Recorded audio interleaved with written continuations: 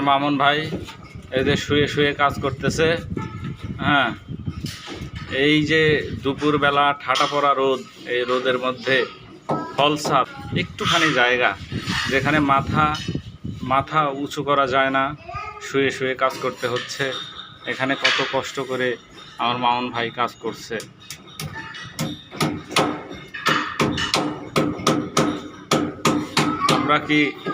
আমরা কি আমাদের টিমে যত ইলেকট্রিশিয়ান আছি তাদের মধ্যে কি আমরা এতটাই পচে গেছি?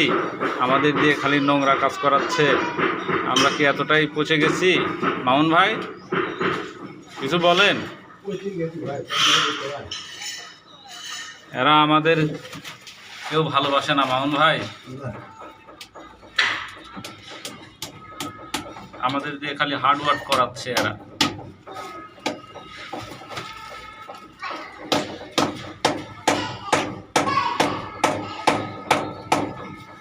এর আগের ইলেকট্রিশিয়ানরা যে জানতো যে এই কাজটা অনেক ঝুঁকিপূর্ণ এবং খুব হার্ড মানে কষ্টের হবে, সেই জন্য তারা আগাম বুঝতে পেরে এই সাইড থেকে তারা ভেগে গেছে, তারা এখন পালাতক।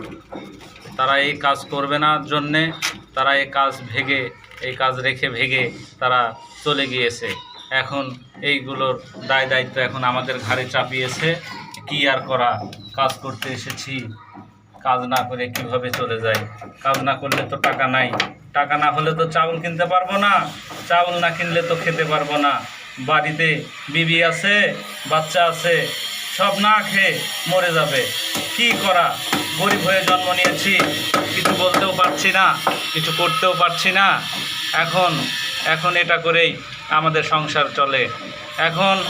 এখন বস যা বলবে সেটাই আমাদের করতে হবে। যদি বলতাম যে বস করব না, এত পরিশ্রমের কাজ করতে পারবো না, যদি আবার কাজে যদি আবার না নেয় তাহলে তো বিবি বাচ্চা না খেয়ে মারা যাবে। তাই এই বাধ্য হয়ে কাজগুলো করছি আমি আর মামুন ভাই।